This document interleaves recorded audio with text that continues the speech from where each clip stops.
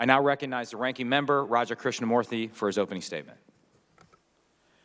Good evening, and thank you, Mr. Chairman. Tonight we will hear the harrowing testimony of Uyghur and Muslim women who were jailed in mass internment camps by the Chinese Communist Party, the CCP.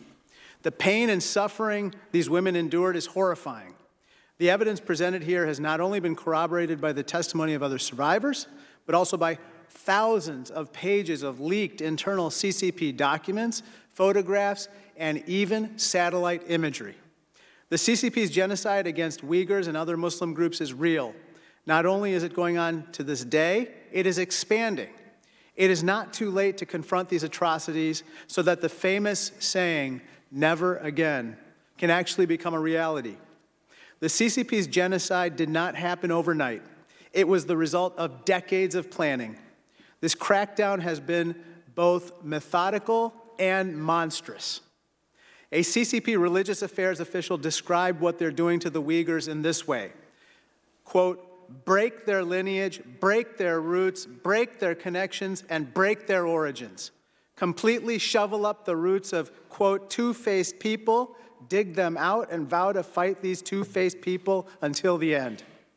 Today, we know that as many as 2 million Uyghurs and other Muslims have been jailed in mass concentration camps. They are subjected to political indoctrination, torture, forced labor, and other human rights abuses. Countless people have been disappeared. Nearly 500,000 Uyghur children have been taken from their families, and tens of thousands of women have been forcibly sterilized. Even outside the camps, Chinese high-tech companies work closely with government officials to impose a pervasive and high-tech surveillance system that has been called an open-air prison. The tech ecosystem used to repress Uyghurs has global implications. The PRC's largest high-tech companies are exporting surveillance, facial recognition, and social tracking technologies to other countries from Iran to Syria to Burma, and thereby undermining democratic movements worldwide. In addition, the CCP has long viewed Xinjiang as a strategic gateway critical to the expansion of the Belt and Road Initiative.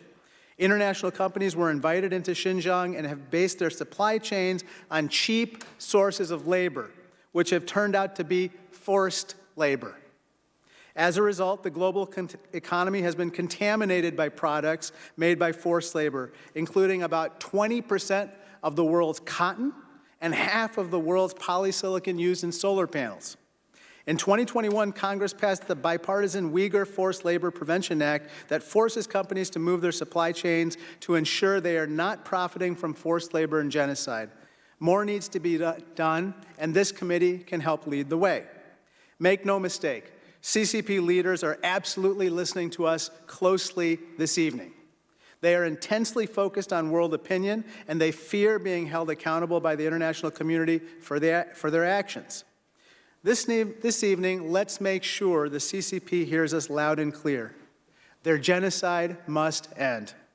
Tonight is the second night of Ramadan. Thousands of my constituents, millions of our fellow Americans, and countless others are celebrating the holiday with families. In our country, they are free to practice their religion, and although I am not Muslim, I wish them Ramadan Mubarak. In the PRC, however, Xi Jinping has decided to continue the sinicization of Islam. Sinicization of Islam means that men are not allowed to wear beards and women cannot wear hijabs. In short, unlike here, freedom of religion in China means the freedom to practice religion as Chairman Xi sees fit. That is not freedom, that is tyranny. I close with the case of Dr. Gulshan Abbas, a Uyghur medical doctor who was forcibly disappeared in 2018. Gulshan was sentenced in 2020 to a 20-year prison term because her American sister, Rushan Abbas, criticized the CCP from here within America. I know this situation well because Rushan was my State of the Union guest. Gulshan has serious health conditions and has never been involved in political activism whatsoever. As with others, I say to the CCP, release Gulshan and the others now. I yield back.